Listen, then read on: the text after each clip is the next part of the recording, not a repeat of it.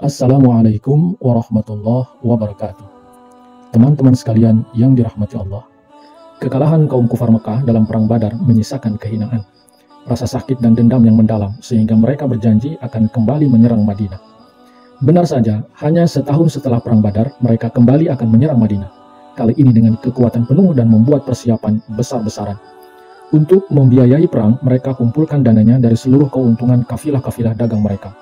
Dengan persiapan yang matang dan dengan kekuatan penuh, mereka berangkat ke medan tempur di Uhud.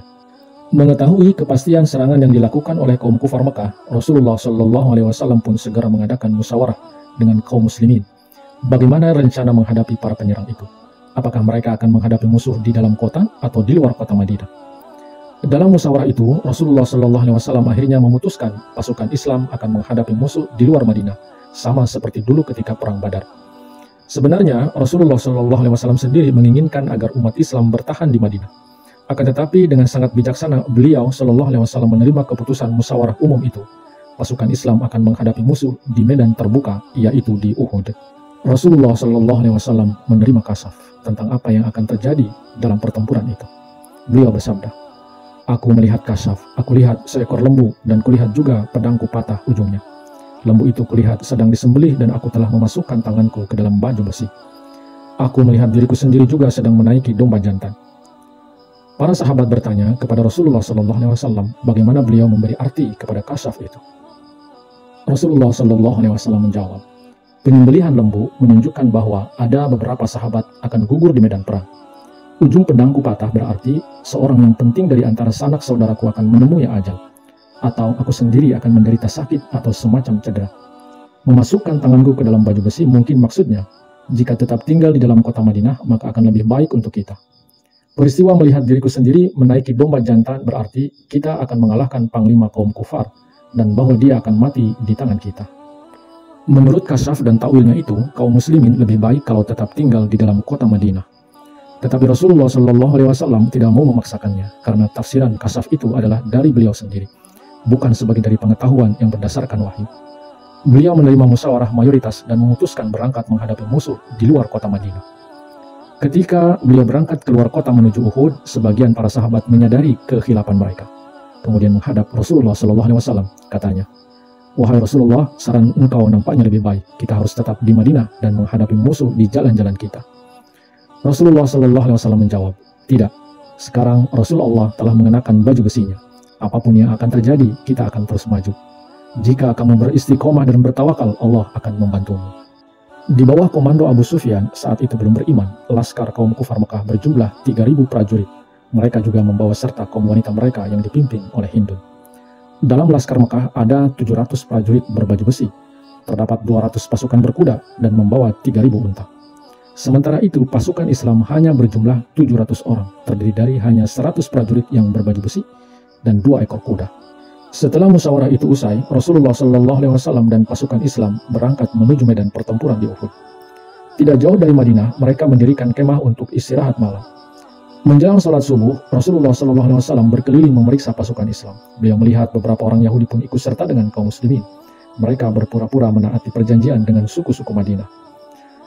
Tatkala Rasulullah SAW telah mencium tipu muslihat kaum Yahudi, beliau menyuruh mereka pulang.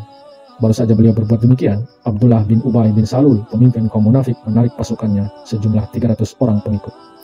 Akibat pembelotan pada saat genting seperti itu, kini pasukan Islam hanya tinggal 700 orang saja. 700 prajurit itu harus menghadapi laskar yang 4 kali lipat besarnya dan beberapa kali jauh lebih baik perlengkapannya. Sesampainya di Uhud, Rasulullah SAW mengatur pasukannya. Di atas celah bukit, beliau menempatkan satu regu khusus pemanah sebanyak 50 orang yang dipimpin oleh Abdullah bin Zubair radhiyallahu anhu. Mereka ditugaskan untuk memukul mundur tiap-tiap serangan dari pihak musuh atau menggagalkan tiap-tiap usaha menduduki posisi itu. Rasulullah SAW menerangkan dengan jelas kewajiban mereka. Mereka harus bertahan di tempat mereka ditempatkan dan tidak bergerak dari tempat itu sampai mendapat perintah, apapun yang terjadi dengan pasukan Islam. Sisanya sebanyak 650 orang prajurit akan berhadapan langsung dengan musuh di medan pertempuran Uhud. Saat yang dinantikan pun tiba. Rasulullah SAW dengan pasukan Islam maju menghadapi laskar musuh yang kira-kira 5 kali lipat besarnya. Tetapi dengan pertolongan Allah Ta'ala, dalam waktu singkat, pasukan Islam yang hanya 650 prajurit itu telah menghalau 3.000 laskar Mekah yang serba mahir itu. Para prajurit Islam dengan penuh keberanian terus mendesak musuh, hingga musuh mundur jauh dan berlarian tak tentu arah. Celah bukit tempat 50 prajurit muslim ditempatkan, tertinggal di belakang. Seorang prajurit di atas celah bukit berkata kepada pemimpinnya, "Musuh telah kalah, sekarang telah tiba waktunya untuk ikut dalam pertempuran dan memperoleh tanda kemenangan di alam akhirat." Pemimpin pasukan melarangnya sambil memperingatkan mereka kepada perintah-perintah yang jelas dari Rasulullah SAW. Tetapi orang itu menerangkan bahwa perintah Rasulullah itu harus ditaati menurut jiwanya dan tidak menurut lahirnya. Tak ada artinya sedikit pun menjaga celah bukit itu sementara musuh melarikan diri lintang pokok. Dengan alasan itu, mereka meninggalkan celah itu dan ikut galau dalam kancah pertempuran. Dalam laskar Mekah yang sedang melarikan diri, termasuk Khalid bin Walid yang kemudian menjadi salah satu panglima besar Islam, matanya yang jeli jatuh pada celah sempit yang tak terjaga lagi itu. Yang masih menjaganya hanya tinggal sedikit. Khalid berseru memanggil panglima Mekah lainnya, yaitu Amr bin As, dan menyuruhnya memperhatikan celah bukit di belakangnya. Amr menengok ke belakang dan taulah ia bahwa itulah kesempatan yang paling indah. Kedua panglima itu menghentikan pasukan mereka dan mendaki bukit itu. Mereka membunuh pasukan muslim yang tinggal sedikit yang ada di bukit itu, termasuk Hamzah radhiyallahu an, paman Rasulullah SAW. Dari tempat yang tinggi itu, mereka mulai menyerbu kaum muslimin. Mendengar petikan perang mereka, laskar Mekah yang telah cerai-berai itu bergabung lagi dan kembali ke medan pertempuran. Serbuan kepada kaum muslimin itu sangat mendadak. Dalam pengejaran laskar Mekah, pasukan Islam bercerai-berai ke berbagai arah medan pertempuran, sehingga ketika datang serangan tiba-tiba dari arah belakang, membuat pasukan Islam kewalahan dan tidak siap menghadapi serangan yang tidak terduga itu. Hanya prajurit-prajurit muslim secara perorangan masih nampak mengadakan perlawanan terhadap musuh. Banyak di antara mereka yang gugur, lain-lainnya terdesak mundur. Sekelompok kecil pasukan Islam membuat formasi lingkaran di sekeliling Rasulullah SAW. Seluruhnya tak lebih dari 20 orang. Laskar kufar Mekah menggempur lingkaran itu dengan ganasnya. Satu demi satu pasukan Islam dalam lingkaran itu tumbang karena tebasan pedang, tembakan anak panah, dan lemparan batu dari pihak musuh. Sementara itu, dari atas bukit para pemanah musuh melepaskan anak panah mereka. Pada saat itu, Abu Talha radhiyallahu an, seorang muhajir, melihat musuh melepas anak panah mereka ke arah wajah Rasulullah SAW. Ia merentangkan tangannya dan diangkatnya ke atas melindungi wajah Rasulullah. Panah-panah satu demi satu mengenai tangan Talha. Tetapi tangan itu tidak diturunkan, sungguh pun tiap panah menembus tangannya. Akibatnya, tangan itu menjadi hancur, terpotong-potong. Regu kecil yang tinggal di sekitar Rasulullah SAW itu tak mungkin dapat menahan laskar yang mereka hadapi. Sepasukan musuh maju dan mendesak mereka mundur, sehingga Rasulullah SAW berdiri seorang diri tak terjaga. Tiba-tiba, sebuah batu mengenai dahi beliau dan meninggalkan lekuk yang dalam. Hantaman yang kedua mendorong gelang-gelang rantai topi baja masuk ke dalam pipi beliau. Serangan musuh sedemikian kejinya, panah-panah mereka mengincar Rasulullah SAW. Beliau pun dalam keadaan terluka. Dalam keadaan seperti itu beliau berdoa, "Ya Allah, ampunilah kaumku, sebab mereka tidak tahu apa yang mereka perbuat." Rasulullah SAW jatuh di atas jenazah para syuhada yang gugur dalam membela beliau. Orang-orang muslim lainnya maju ke muka melindungi Rasulullah dari serangan-serangan selanjutnya. Mereka pun gugur. Rasulullah SAW terbaring tak sadarkan diri di antara mayat-mayat itu. Ketika musuh menyaksikan pemandangan itu, mereka menyangka beliau SAW pun telah syahid. Mereka pun mengundurkan diri dengan keyakinan bahwa kemenangan telah tercapai dan mulai mengatur lagi barisan. Kaum muslimin yang membuat formasi lingkaran di sekitar Rasulullah SAW tetapi terdesak mundur, maju lagi dengan segera ketika mereka melihat musuh telah mengundurkan diri. Mereka mengangkat tubuh Rasulullah SAW. Abu Ubaidah bin Al-Zarrah radhiyallahu an menggigit gelang-gelang yang masuk menusuk pipi Rasulullah SAW dan mencabutnya. Dalam usaha itu, dua buah giginya tanggal. Selang beberapa saat kemudian, Rasulullah SAW siuman kembali.